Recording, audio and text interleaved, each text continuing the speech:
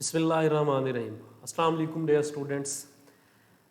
Brookfield online classes में welcome करते हैं आपको। हमने चैप्टर 1 स्टार्ट किया हुआ है, biology part 1। Chapter 1 lecture number 3 है हमारा आज का, और टॉपिक है हमारा लाइफ एंड इट्स करेक्टरिस्टिक्स या लाइफ एंड इट्स फीचर्स। ज़िंदगी, इसको डिफ़ाइन करेंगे हम, या लाइफ किसे कहते हैं, और साथ में इसकी हम खसूसियात बताएंगे। यानी ऐसे करेक्टर जिसके अंदर पाए जाए उसको हम क्या नाम देंगे, लाइफ का नाम देंगे। और ये वाले करेक्टर जिसके अंदर नहीं होंगे उसको हम क्या नाम देंगे, नॉन लिविंग थिंग्स या नॉन लिविंग ऑब्जेक्ट्स का नाम देंगे। तो हमारे पास सबसे पहले हम डिफाइन करते हैं, डिफाइन लाइफ। लाइफ किसे कहते हैं? Life is set, set mean sum, मजमुआ। करेक्टरिस्टिक्स मीन खसूसियात का। लाइफ एक ऐसी खसूसियात का मजमुआ है that separate living organism from non living objects, जो कि लिविंग ऑर्गेनिजम्स को, जिंदा जानदारों को नॉन लिविंग गैर जानदारों से सेपरेट करती है, अलहदा करती है, including dead organism. Dead organism से भी सेपरेट करते हो उनको हम क्या नाम देते हैं, लाइफ का नाम देते हैं। आपकी बुक में जो लफ्ज़ इस्तेमाल हुआ है सेपरेट की जगह, वो डिस्टिंग्विश इस्तेमाल हुआ है। डिस्टिंग्विश का मतलब है सेपरेट करना, डिफ्रेंशिएट करना। ये सेकंड डेफिनेशन यहाँ पे दी है, वो जो कि आसान मैंने करके लिखी हुई है यहाँ पे। तो लाइफ की ये डेफिनेशन है, anything which can grow in size, can reproduce and can respond to changes in the external environment is called life or living organism.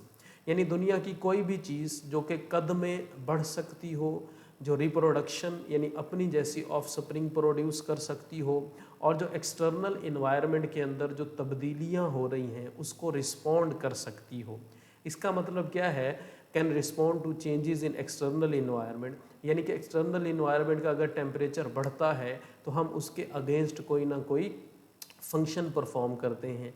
Light clothes पहनते हैं, इसके अलावा ठंडी जगहों पे रहते हैं, एसी का इस्तेमाल करते हैं, इसके अलावा कूलर पंखे जो हैं उनका हम इस्तेमाल करते हैं।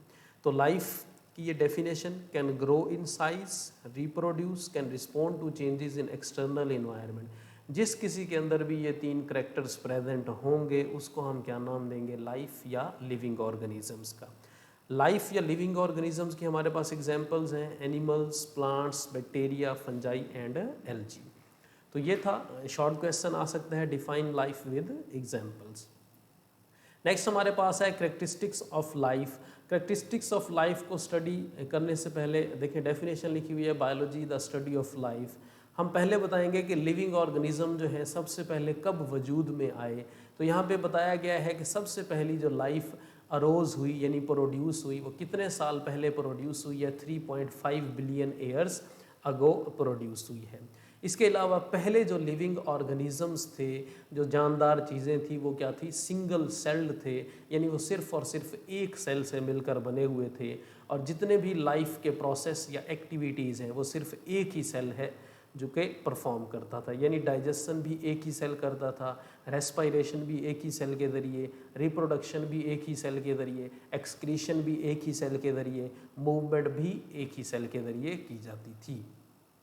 ऑर्गेनिज्म जो है वो आहिस्ता आहिस्ता फिर क्या होते गए, चेंज होते गए, यानी सिंगल सेल्ड से वो मल्टी सेलुलर ऑर्गेनिज्म बने। कैसे बने, वक्त गुजरने के साथ साथ और इन्वायरमेंट चेंज होता गया। जब इन्वायरमेंट चेंज होता गया तो उसी के मुताबिक ऑर्गेनिजम्स भी क्या होते गए, चेंज होते गए। तो इसको हम क्या नाम देते हैं, इवॉल्व या एवोल्यूशन का नाम देते हैं। तो ये था कि पहली लाइफ कब अरोज हुई, कब प्रोड्यूस हुई।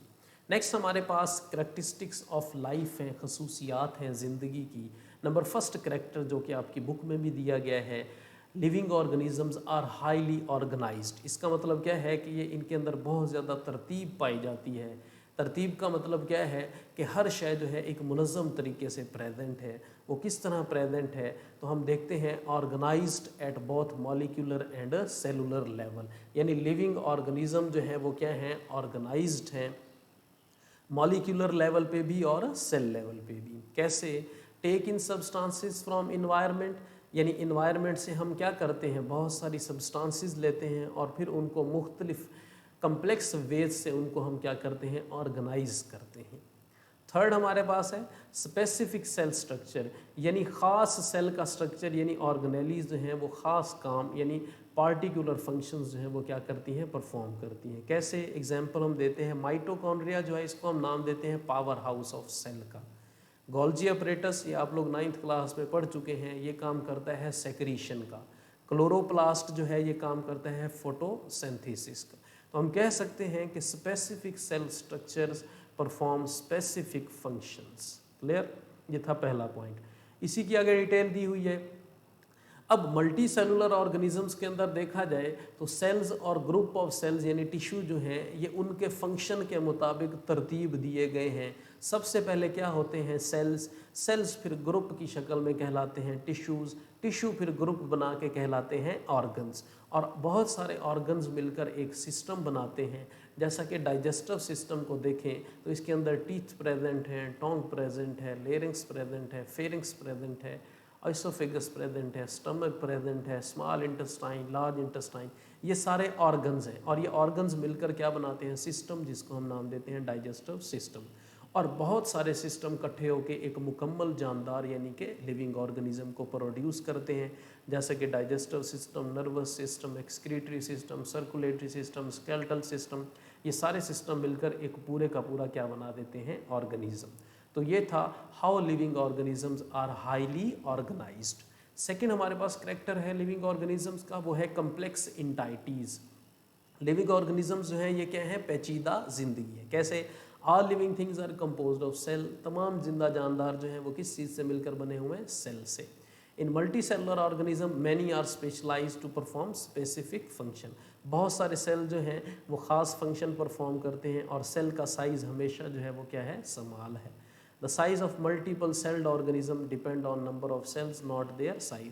इसका मतलब क्या है कि एक ऑर्गेनिज्म यानी एक ह्यूमन का साइज़ कितना होगा, जितनी उसके अंदर सेल्स की तादाद ज़्यादा होगी उतना ही उसका साइज़ होगा, ना कि डिपेंड करता है सेल के साइज़। सेल का साइज़ बड़ा है तो इसका मतलब क्या है कि ऑर्गेनिज्म का साइज़ भी बड़ा होगा, नहीं। जबकि क्या है, नंबर ऑफ सेल्स जितने ज़्यादा होंगे उतना ज़्यादा जो ऑर्गेनिज्म है उसका साइज़ बड़ा होगा। थर्ड हमारे पास करेक्टर है living organisms are composed of one or more cells. Living organism एक या एक से ज़्यादा सेल से मिलकर बने हुए हैं। यहाँ पे सेल की डेफिनेशन भी बताई गई है, cell the basic unit of life. Cell जो है वो ज़िंदगी की क्या है, बुनियादी इकाई है। All organisms are made up of and develop from cells, यानी सारे ऑर्गेनिज्म या तो सेल से मिलकर बने होते हैं या सेल से प्रोड्यूस होते हैं। अब ऐसे ऑर्गेनिज्म जो एक सेल से मिलकर बने हुए हैं उन्हें हम क्या नाम देते हैं, यूनिसेलुलर। और ये ऑर्गेनिज्म जो है अपने पेरेंट के आइडेंटिकल होते हैं। जैसा कि बैक्टीरिया जो है ये यूनिसेलुलर ऑर्गेनिज्म है और इसकी ऑफस्प्रिंग बिल्कुल इस जैसी होती है। आइडेंटिकल का मतलब है बिल्कुल एक जैसा, और सिमिलर का मतलब है एक जैसा यानी कि मिलता जुलता। तो कुछ some composed of only a single cell जो कि क्या कहलाते हैं, यूनिसेलुलर ऑर्गेनिज्म। कुछ ऐसे ऑर्गेनिज्म हैं जो कि बहुत सारे सेल से मिलकर बने हुए हैं, उन ऑर्गेनिजम्स को हम क्या नाम देते हैं, मल्टी सेलुलर ऑर्गेनिजम्स का नाम देते हैं। और मल्टी सेलुलर ऑर्गेनिजम्स के अंदर सेल जो है वो डिफरेंट हैं। कैसे, स्केलेटल सेल यानी मसल सेल डिफरेंट है, नर्व सेल डिफरेंट है, किडनी का सेल डिफरेंट है, लंग्स का सेल क्या है, डिफरेंट है। और ये डिफरेंट सेल डिफरेंट फंक्शन जो हैं वो क्या करते हैं, परफॉर्म करते हैं। और यही सेल जो है ये क्या है, हाईली ऑर्गेनाइज्ड है। फोर्थ करेक्टर है हमारे पास, इसको हम नाम देते हैं रिप्रोडक्शन का। ये आपकी बुक में मैंने आगे पीछे करके सिर्फ यही एक करेक्टर जो है वो आगे पीछे हो गया है। फोर्थ करेक्टर है रिप्रोडक्शन, नाइन्थ है इनहेरिटेंस। देखते हैं रिप्रोडक्शन। रिप्रोडक्शन का मतलब क्या है, न्यू ऑर्गेनिजम्स का प्रोड्यूस होना, न्यू सेल का प्रोड्यूस होना, ये क्या कहलाता है, रिप्रोडक्शन। तो लिविंग ऑर्गेनिजम्स की ये खसूसियत है कि ये अपने ही जैसी ऑफस्प्रिंग को यानी अपने से मिलते जुलते ऑफस्प्रिंग या ऑर्गेनिजम्स को प्रोड्यूस करती है। और इस करेक्टर को हम क्या नाम देते हैं, रिप्रोडक्शन का। All organism produce new offspring like them self, और ये क्या कहलाता है, रिप्रोडक्शन कहलाता है। यहाँ पे रैबिट्स और उनके छोटे छोटे ऑफस्प्रिंग यहाँ पे दिखाई गई है। अगला हमारे पास जो करेक्टर है लिविंग ऑर्गेनिजम्स का वो है living organism can acquire and can use energy. कि लिविंग ऑर्गेनिज्म जो है वो एनर्जी हासिल भी करते हैं और फिर उसको इस्तेमाल भी करते हैं। जैसा कि हम सुबह नाश्ता करते हैं तो फिर उसके अंदर जो कार्बोहाइड्रेट्स यानी ग्लूकोज होते हैं उससे हम एनर्जी लेते हैं और उस एनर्जी को अपनी डेली एक्टिविटीज़ को परफॉर्म करने के लिए हम इस्तेमाल करते हैं। Use energy in a process called metabolism. Metabolism किसे कहते हैं, हमारी बॉडी के अंदर तमाम केमिकल रिएक्शंस के सम को हम क्या नाम देते हैं? मेटाबॉलिज्म। अब यहाँ पे क्या बताया गया है कि living organism require energy to maintain their molecular and cellular organisation, to grow and to reproduce. कि लिविंग ऑर्गेनिजम्स को अपना सेल और मॉलिक्यूलर लेवल मेंटेन रखने के लिए एनर्जी की ज़रूरत होती है, साइज में ग्रो करने के लिए एनर्जी की ज़रूरत होती है, और रिप्रोडक्शन करने के लिए एनर्जी की ज़रूरत होती है। कैसे हम एनर्जी हासिल करते हैं? आपको पता है पौधों के अंदर एक प्रोसेस होता है photosynthesis. Carbon dioxide water react करते हैं, शुगर यानी ग्लूकोज बनाते हैं, और साथ में ऑक्सीजन भी प्रोड्यूस होती है। ये था फिफ्थ करेक्टर। सिक्स्थ करेक्टर है हमारे पास लिविंग ऑर्गेनिजम्स का, क्या है? Can carry out and control numerous chemical reaction. ये इसका क्या मतलब है कि लिविंग ऑर्गेनिजम्स के अंदर बहुत सारे केमिकल रिएक्शंस होते हैं और वो इन केमिकल रिएक्शंस को कंट्रोल भी करते हैं। कैसे? देखते हैं हम कि सूरज जो है, इससे हम क्या हासिल करते हैं? एनर्जी हासिल करते हैं। अब यहाँ पे एग्जांपल दी गई है फोटोसिंथेसिस की, जो कि किसके अंदर होता है? प्लांट्स के अंदर। ऐसा प्रोसेस है जिसके अंदर सनलाइट को इस्तेमाल करते हुए उसकी जो लाइट एनर्जी है उसको केमिकल एनर्जी में कन्वर्ट करते हैं, जो कि इस्तेमाल की जाती है किसके ज़रिए? लिविंग थिंग्स के ज़रिए। और इसकी एग्जांपल हम पीछे भी दे चुके, फोटोसिंथेसिस का रिएक्शन दिखाया गया है। कार्बन डाइऑक्साइड वाटर मिलते हैं, शुगर और ऑक्सीजन को प्रोड्यूस करते हैं। देखें ये रिएक्शन दिखाया गया है, कार्बन डाइऑक्साइड वाटर ने रिएक्शन किया, लाइट एनर्जी आई और शुगर और ऑक्सीजन प्रोड्यूस हो गए। तो ये था सिक्स्थ करेक्टर लिविंग ऑर्गेनिजम्स का। एनिमल्स के अंदर अगर हम एग्जांपल दें केमिकल रिएक्शंस की, तो एनिमल्स के अंदर भी डाइजेशन हो रही है। खुराक, जो कि बड़ी बड़ी खुराक के पार्टिकल्स यानी कार्बोहाइड्रेट्स होते हैं, उसको छोटे छोटे पार्टिकल्स में कन्वर्ट किया जाता है, फिर उससे क्या ली जाती है? एनर्जी हासिल की जाती है। ये था सिक्स्थ करेक्टर। सेवंथ करेक्टर है ग्रोथ एंड डेवलपमेंट। यहाँ पे सिर्फ ग्रोथ दिखाया गया। ग्रोथ कहते हैं the permanent and irreversible increase in size of an object. किसी भी ऑब्जेक्ट के साइज का इंक्रीज होना जो कि परमानेंट हो और उसको हम रिवर्स ना कर सकते हो। अब ग्रोथ कैसे होती है? यानी एक सेल जो है वो डिवाइड करता है, दो सेल बना देता है, इसको हम क्या नाम देते हैं? सेल डिवीजन का। Cell division is formation of two cell from pre existing cell. यानी पहले से मौजूद सेल जो है उसके अंदर डिवीजन हुई और उससे कितने सेल बन गए? दो सेल। नए सेल जो है वो क्या हो जाते हैं? मैच्योर हो जाते हैं। और इसी तरह जब एक सेल ग्रो करता है to a size where its surface area is not big enough for its volume, the cell divides. फिर सेल का सरफेस एरिया इतना बड़ा नहीं होता कि उससे वॉल्यूम से इंक्रीज कर जाए, इस टाइम सेल जो है वो क्या करते हैं? डिवाइड करते हैं। आगे है डेवलपमेंट। डेवलपमेंट कहते हैं कि एक सेल से मल्टी सेलुलर ऑर्गेनिज्म का बन जाना। कैसे बनते हैं? The process by which an adult organism arise mean produce होता है, इज कॉल्ड डेवलपमेंट। रिपीटेड का मतलब है बहुत सारी सेल डिवीजन और सेल डिफ्रेंशिएशन होती हैं, जिससे एक पूरे का पूरा नया ऑर्गेनिज्म बन जाता है। जैसा कि जाइगोट सिंगल सेल है, उसके अंदर डिवीजन हुई, दो सेल बने, 4, 8, 16, 32, इसी तरह डिवाइड करते करते एक पूरे का पूरा नया ऑर्गेनिज्म प्रोड्यूस हो जाता है। यहाँ पे स्टार फिश दिखाई गई है जो कि सेल्स की डिवीजन से प्रोड्यूस हुई है। इस अमल को हम क्या नाम देते हैं? डेवलपमेंट का नाम देते हैं। एट्थ करेक्टर है लिविंग ऑर्गेनिजम्स का कि ये क्या करते हैं? कैन मेंटेन या स्टेबल इंटरनल इन्वायरमेंट कंडीशन। यानी लिविंग ऑर्गेनिज्म जो हैं ये मेंटेन करते हैं स्टेबल इंटरनल कंडीशन या इन्वायरमेंट, यानी अंदरूनी हालात जो हैं उनको ये मेंटेन रखते हैं, मुतवाज़न में रखते हैं। पानी की अमाउंट ज़्यादा नहीं होने देते, ना ही कम होने देते हैं, और ना ही बॉडी के अंदर शुगर की अमाउंट ज़्यादा होने देते हैं। यानी organism must maintain very stable internal conditions. इसको हम क्या नाम देते हैं? होमियोस्टेसिस का नाम देते हैं। यानी अपनी बॉडी के अंदर कंडीशन जो है उनको क्या रखना? मेंटेन, यानी कि स्टेबल रखना। कैसे? एग्जाम्पल दी गई है। हमारी बॉडी का टेम्परेचर 37 डिग्री सेल्सियस रखा जाता है। वाटर की कंटेंट नॉर्मल अमाउंट यानी कंसंट्रेशन में रखी जाती है। इसी तरह केमिकल साल्ट्स, सोल्यूट्स वगैरह, शुगर हो गए, सोडियम क्लोराइड, कैल्शियम की अमाउंट, फास्फोरस, ये सारे के सारे जो हैं रिक्वायर्ड अमाउंट के अंदर रखे जाते हैं, ना ही कम और ना ही ज़्यादा अमाउंट में रखे जाते हैं। इसको हम क्या नाम देते हैं? होमियोस्टेसिस का। नाइन्थ करेक्टर है लिविंग ऑर्गेनिजम्स का, और वो क्या है? इनहेरिटेंस। इनहेरिटेंस का मतलब क्या है? विरासत। विरासत किसे कहते हैं? ऐसे करेक्टरिस्टिक्स जो कि पेरेंट्स से ऑफस्प्रिंग के अंदर, यानी वो वाली खसूसियात जो वालिदैन अपने बच्चों में ट्रांसफ़र करते हैं, उसको हम क्या नाम देते हैं? इनहेरिटेंस या हेरिडिटरी का नाम देते हैं। तो लिविंग ऑर्गेनिज्म जो है अपनी बॉडी के हर सेल के अंदर उनकी तमाम खसूसियात प्रेजेंट होती हैं जो कि वो अपनी ऑफस्प्रिंग के अंदर ट्रांसफ़र करते हैं। यहाँ पे दिया गया है organism transmit hereditary information to their offspring inheritance. आपकी बुक में इस करैक्टर का नाम क्या है? कंटेन जेनेटिक प्रोग्राम, यानी उनके अंदर अपनी जीनियाती मालूमात होती है ऑफ देयर करेक्टरिस्टिक्स, यानी खसूसियात की तमाम मालूमात जो है वो उनके अंदर प्रेजेंट होती है। किस शक्ल में प्रेजेंट होती है? In the form of genes, genes या डीएनए की शक्ल में प्रेजेंट होती है, और यही जीन्स या डीएनए अगली नस्ल के अंदर ट्रांसफ़र होते हैं।